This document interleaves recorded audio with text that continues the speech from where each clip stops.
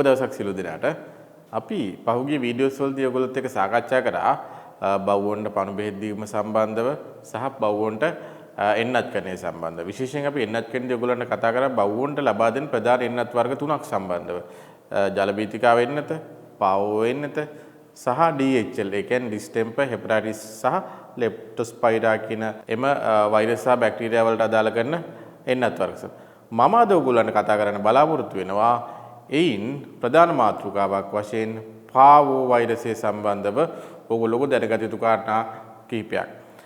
පාවෝ වෛරසය එහෙම නැත්නම් ඔයගොල්ලෝ සාමාන්‍යයෙන් ව්‍යවහාරදී කතා කරන්නේ ලේ බඩ යෑම. මගේ බව්වට ලේ බඩ යනවා.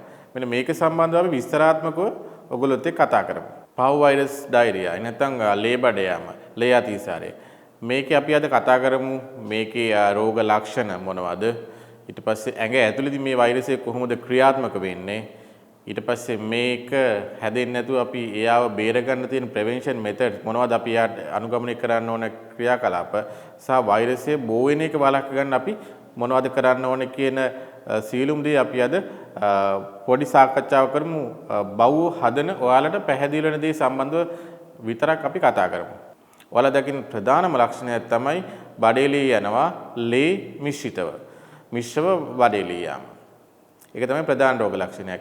ඒත් එක්කම තව වමනේ යාම, ඒ වගේම විදුරුම හා සුදු මැලිවීම, ඒ වගේම එයා පොඩ්ඩක් කලන්ත ගතිය, ඒ කියන්නේ එයාට ප්‍රාණවත් ගතිය අඩුකම, ඒ කියන්නේ නිදාගෙන ඉන්න බලනවා, තෙත තැන් වලට ගිහිලා නිදා ගන්නවා, අවුව තැන් වලට ගිහිලා තපින්න බලනවා.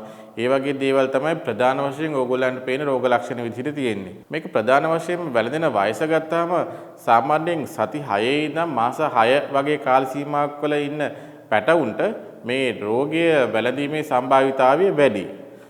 එම වයසේ ඉන්න සුරතල් සත්තු ඉන්න කට්ටිය මේ රෝගය සම්බන්ධව විශේෂයෙන් දැන සිටීම ඉතා වැදගත්. වෛද්‍යවරයෙක් ළඟට මේ සුනකයාව සුරතල් සුනකයාව මේ රෝග ලක්ෂණ සහිත සුනකයාව අරන් ගියාට පස්සේ වෛද්‍යවරු වන අපි ඒගොල්ලන්ගේ පරීක්ෂණ වලට ලක් කරනවා. පරීක්ෂණ වලට භාජනය කරන මුලින්ම. මොකද අපිට රෝග ලක්ෂණ, ඒ කියන්නේ ඔයගොල්ලෝ දකින්න බඩේලිය, ලේ බඩේලිය සහ වමනය කියන්නේ රෝග ලක්ෂණ පමණයි. මොකද වමනේ සහ බඩේලිය කියන්නේ ලෙඩක් නෙමෙයි.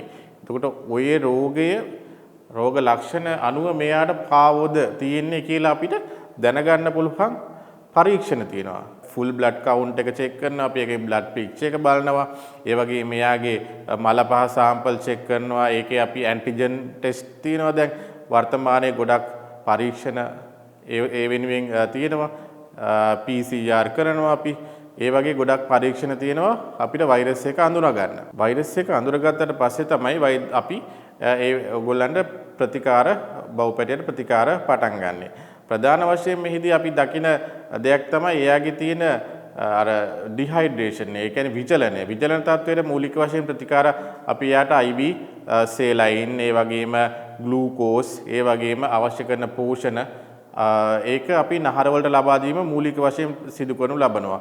මොකද එයාව අපි විජලනයෙන් ආරක්ෂා කර ගන්න ඕන. ප්‍රශ්නයක් ඇති මම කතා කරනකොට කොහොමද මේ ලේ බඩ යන්නේ කියලා. බඩේලේ යන එක නම් සාමාන්‍යයි. නමුත් ලේ බඩ යන එක, ලේ මිශ්‍ර බඩේ ඒක පැදගත් ප්‍රශ්නයක්. ඒ කියන්නේ ওই වෛරස් එක අපි සුනකයට බෝ වෙන විදිහ අපි දන්නවානේ. ඒකට මම කියන බෝ වෙන විදිහ මම ඔයාලට ඉස්සරහදී කියන්නම්. බෝ වෙන එක සහ ප්‍රිවෙන්ට් එයා වළක ගන්න විදිහ.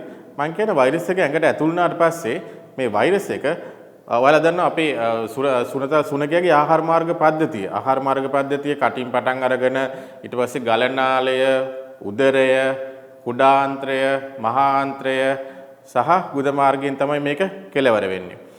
මේකේ ප්‍රධාන වශයෙන් කුඩාන්ත්‍රයේ තියෙන මේ ඇඟිලි වගේ ඒරියස්. මොකද කුඩාන්ත්‍රයේ ආහාර අවශෝෂණය, පෝෂණ ද්‍රව්‍ය අවශෝෂණය වැඩි කරගන්න, ඒගේ වර්ගඵලය වැඩි කරගන්න මේ වගේ මේ ඇඟිලි වගේ ඒරියාස් පිහිටලා තියෙනවා. මේ වෛරස් එකෙන් කරන්නේ මේ ඇඟිලි වගේ තියෙන ඒරියාස් ඔක්කොම ඩැමේජ් කරනවා. එතකොට මේ ඩැමේජ් වීම නිසා මේ තැන් වලින් ලේ බ්ලීඩ් කියන්නේ රුධිර වහනය සිද්ධ වෙනවා. මේවා තමයි ඔය මල පහත් එක්ක ලේ යනවා කියලා යන්නේ. එතකොට මේ රුධිර වාහනය මෙතන මේ ඩැමේජ් වීම නිසා මෙයා මේ බඩවැලේ තියෙන සහයෝගී බැක්ටීරියා වර්ග. ඒ කියන්නේ අපිත් එක්ක සහයෝගයෙන් ජීවත් වෙන බැක්ටීරියා වර්ගය වල ගහන එකපාරෙන් වැඩි වෙනවා. ඊට පස්සේ ඒක බව්වට සෙකන්ඩරි ඉන්ෆෙක්ෂන් එකක් විදිහට බව්වට බලපානවා. බව්ව ගන්න ආහාරවල ජීර්ණය වෙලා අවශෝෂණය කරගැනීමේ ක්‍රියාවලිය බාධා වෙනවා. සිද්ධ වෙන්නේ නැහැ. එතකොට එයාගේ පෝෂණ උණතාවයක් ඊට පස්සේ එන්න ගන්න. මොකද මේ බඩවැල් ඔක්කොම ඩැමේජ් වෙලානේ. එතකොට පෝෂණ කොටස් අවශෝෂණය වීමක් නැහැ. එතකොට එයා මන්ද පෝෂී තත්ත්වයටපත් වෙනවා.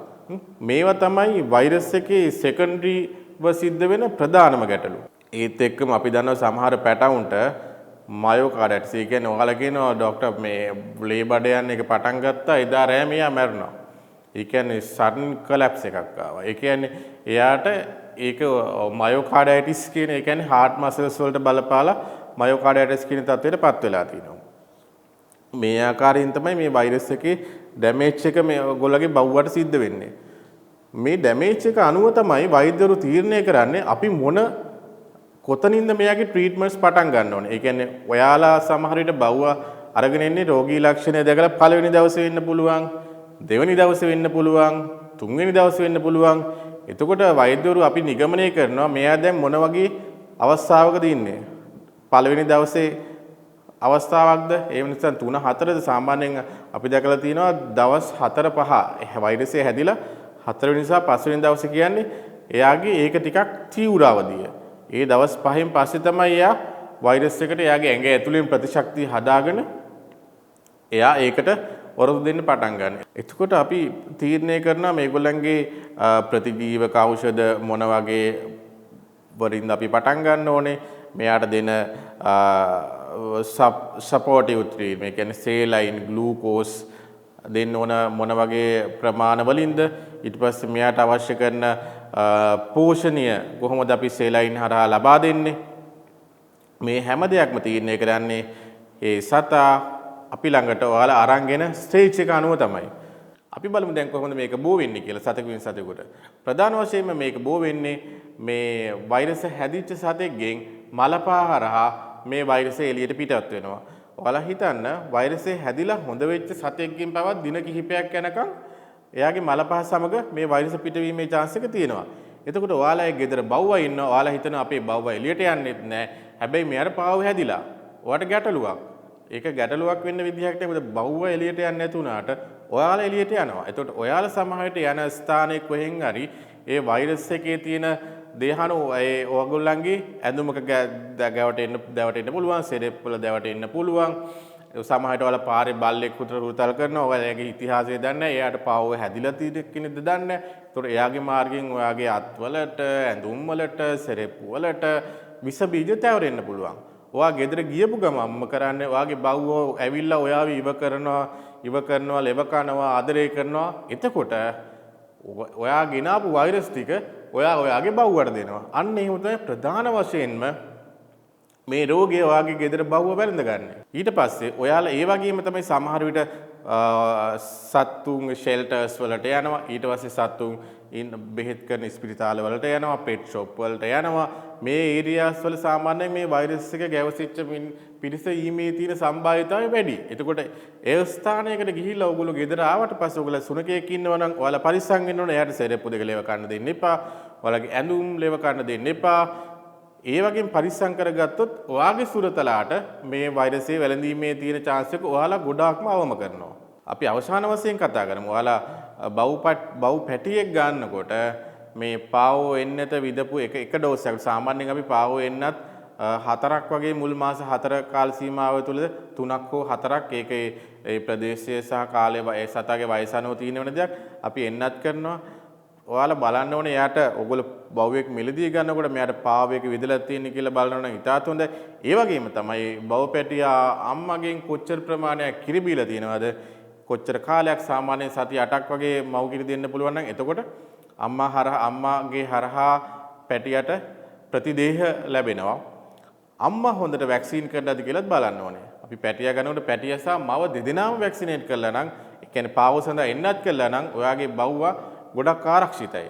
මෙම වෛරස් රෝගය සාමාන්‍යයෙන් රොට්වයිලර්, ලැබ්‍රඩෝ, බුලි මේ වගේ බ්‍රීඩ් වල සාමාන්‍යයෙන් වැළඳීමේ සම්භාවිතාවය ටිකක් වැඩි. එහෙනම් මම අද ඔයගොල්ලන්ට කතා කරේ පාවෝ වෛරසය සම්බන්ධව. මම හිතනවා ඔයගොල්ලෝ යම්කිසි අවබෝධයක් මේක ගන්න ඇති කියලා.